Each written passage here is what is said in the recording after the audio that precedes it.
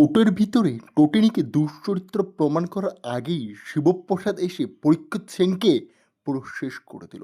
বন্ধুরা, চলন্ত পর্বে আমরা দেখতে পাবো যখন টোটেনি কাঠগড়ায় দাঁড়িয়ে পড়ে, আমি কোনো দোষী নয়, আমাকে ফাঁসানো হচ্ছে। এবার অনার বোঝার চেষ্টা করুন। তার অপোজিটে দাঁড়িয়ে সব কথা ঘুরিয়ে দেয় মুহূর্তের মধ্যে তার সবথেকে বড় শত্রু। সে বলে, আমি দেখেছি আমার সামনে চারটি গুলি বিদ্ধ করা হয়েছিল। আর তখনই প্রশ্ন করে কর্নর অ্যাডভোকেট, আপনি কি দেখেছেন চারটে গুলি তাকে বিদ্ধ করা হয়েছিল? সঙ্গে সঙ্গেই কাঠগড়ায় দাঁড়িয়ে বলে ফেলেন, না আমি দেখিনি। সেইটার উপরে ভিত্তি করে প্রশ্ন জাল বুনে দেয় নন্দিনী। নন্দিনী বলে, যখন আপনি গুলি দেখেননি তাহলে আপনি প্রমাণ করবেন কি করে? ত্রুটি এই সব কিছু করেছে। আপনি প্রথমে বললেন ৩টি গুলি বিদ্ধ করা হয়েছে, এখন বলছেন চারটে গুলি। আসলে আপনি নিজেই জানেন না কটি গুলি করা হয়েছে।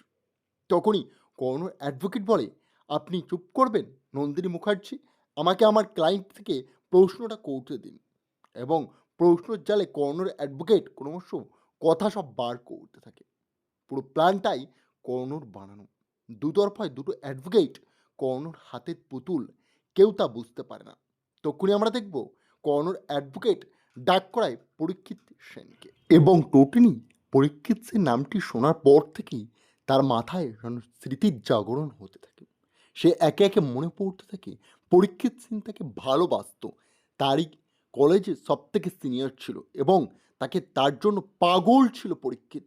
টোটেনির জন্য সে সব করতে পারত। অ্যাডভোকেট বলে, আপনার মনে পড়েছে টোটেনি গাঙ্গুলি পরীক্ষিতের ভালোবাসার কথা? আপনি তার জন্য কত কিছু চাইতেন তাকে ফেরত পাওয়ার জন্য। তখনই কোর্টে ঢোকে পরীক্ষিত সেন। তাকে দেখতে সবাই অবাক হয়ে দাঁড়িয়ে থাকে। সবাই বলে, বাবা রে বাবা, এ কি ছেলে! সবাই বিশ্বাসই করতে পারে না। টোটেনি তখন মাথার কাজ করে না। সে বুঝতে পারে এই সব কিছু আসলেই একটা বড় ট্র্যাপ। তটিনীর পুরো ইতিহাস ঘেটেকে খুঁজে বার করা হয়েছে। তখনই শিবপ্রসাদ বলে, পরীক্ষিত, এসব আমি বুঝতে পারছি। সব বিজিত লাহিড়ীর প্ল্যান, সব ধ্বংস করে দেবো। পরীক্ষিত, তোকে শুট আউট করে মেরে ফেলবো, নাহলে আমার নাম শিবপ্রসাদ গাঙ্গুলি নয়। তখনই পর্নোর অ্যাডভোকেট বলে, আপনি চিনতে পারছেন আপনার ভালোবাসাকে?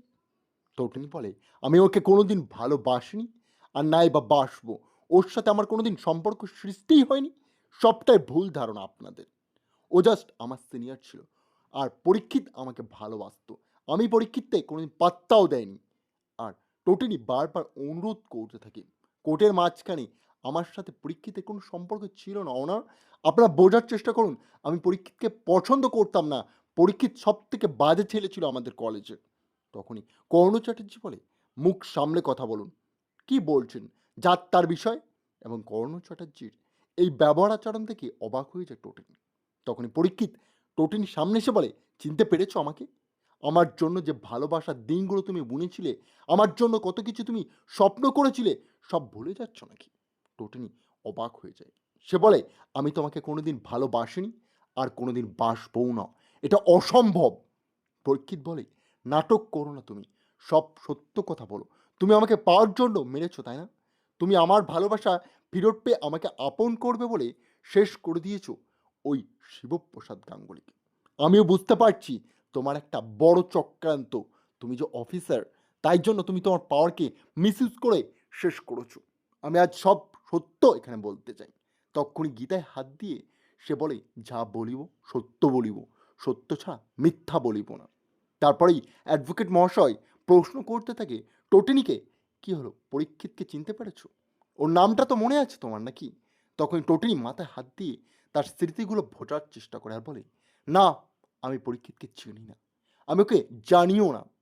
অ্যাডভোকেট বলে, পরীক্ষিতকে তুমি যখন চেনো না, তাহলে তোমার কলেজেই পড়তো, তোমার যেখানে প্রথম প্রেম সেটা কোথায় বলতে পারবে? টোটেনি তখন চুপ হয়ে যায়। পরীক্ষিত বলে, আমি জানি ও আসলে ভুল কাজ করেছে।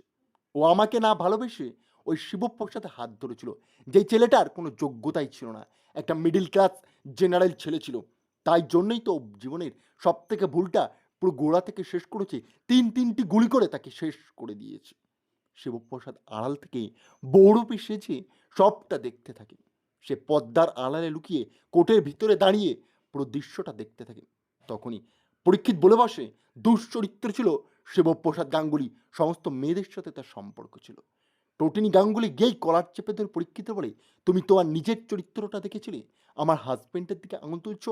আমার হাজবেন্ডের মতো মানুষ এই সমাজে একটি নেই। সে কোনোদিনই মেয়েদেরকে অসম্মান করে না। আর শিবপ্রসাদের মতো সম্মানীয় ব্যক্তি আমার চোখে আর কেউ নেই। তাই তুমি তার বিরুদ্ধে কিছু বলার আগে ১০ বার ভাবো। এবং তার সাথে খারাপ ব্যবহার করলে পরীক্ষিতের সঙ্গে সঙ্গে কোর্ট বলে, আপনি সামলান টোটিনি গাঙ্গুলি, নিজেকে সামলান, নাহলে কিন্তু আমরা কেসটা এখানেই ফাইনাল ডিসিশন দিতে বাধ্য হব। তখনই নন্দিনী এসে বলে, কাঁদিস না বোন, কাঁদিস না, এভাবে ভেঙে পড়িস না নিজেকে, আর কেসটা ভেঙে যাবে এক্ষুনি। তাই প্লিজ বোঝার চেষ্টা কর, জায়গা থেকে বস। টোটিনি বলে, দেখ দিদিভাই, আমাকে কিভাবে দুশ্চরিত্রা বলছে, আমার হাজবেন্ডের দিকে আঙুল তুলছে, আমি কি করে সহ্য করবো সব কিছু? আমি নিজেকে পারবো না আটকাতে। তারপরেই কোর্টে বারবার অনুরোধ করে সেইখানেই নন্দিনী মুখার্জি। শিবপ্রসাদ বলে, আমি তোমাকে সমস্ত প্রবলেম থেকে বার করেই ছাড়বো, আমি কথা দিলাম। আর একটা কথা দিচ্ছি, এই ভালোবাসা বন্ধন সব কিছু তোমাকে ফেলে ফেলবো। তখনই পরীক্ষিত বলে, কেন, ওই টোটিনি আর কি ভালো লাগছে না? শিবপ্রসাদকে মেরে দিলে? শিবপ্রসাদকে মেরে দেওয়ার কথা শুনলেই টোটিনি গিয়ে সঙ্গে সঙ্গেই পরীক্ষিতের গালে চড় মারতে শুরু করে। সেই চড়ের আওয়াজে পুরো কোর্ট চত্বর কেঁপে ওঠে। পটাপট চড় মারতে থাকে পরীক্ষিতকে এবং ছোট বড় কথা বলতে থাকে টোটিনি গাঙ্গুলি।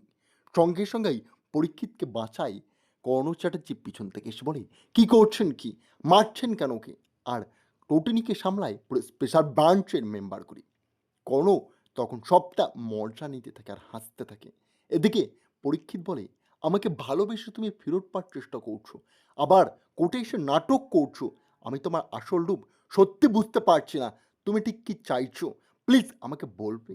তখনই বাবিন পাশ থেকে এসে বলে, কর্ণদা, প্রবলেম হয়ে গেছে, এখানে প্রেস মিডিয়া ভর্তি হয়ে গেছে।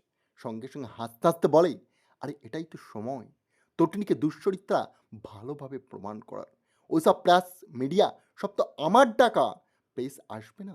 তখনই টোটিনি গাঙ্গুলি বলে, আমি তোকে ছাড়বো না পরীক্ষিত, আমাকে ধ্বংস করার চেষ্টা করেছিস তাই না?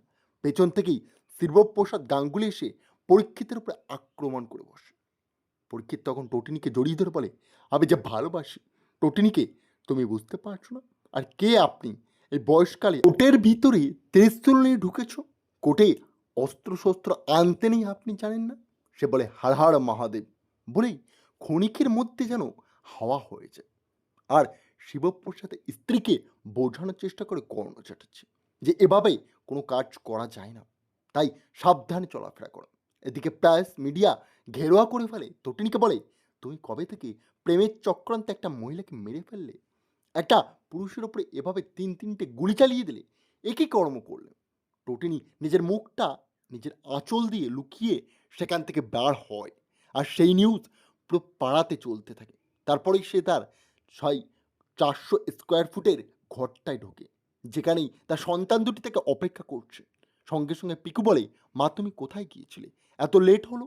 টোটিনি বলে, আমি একটু দেরি হয়ে গেছিল আসতে, আমি বাজার থেকে ফিরছি।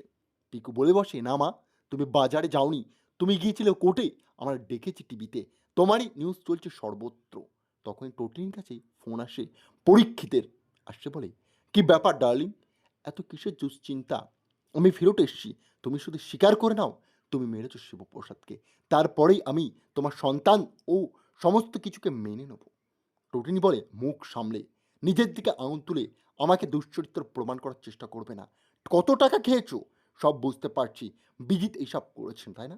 টোটিনি তার ফোনটা ছুঁড়ে ভেঙে ফেলে সেইখানেই। সে প্রচণ্ড রেগে যায়। আর তার সামনে দাঁড়িয়ে কর্ণ বাহবা দিতে থাকলেই কর্ণর ফোনে ফোন আসে শিবপ্রসাদ গাঙ্গুলির। সে বলে, রেডি থাকো, শিবপ্রসাদকে মারার জন্য যে তিনটি গুলি তুমি ব্যবহার করেছিলে না, সেই তিনটে গুলি আমার কাছে আছে। এবার তোমাদের তিনজন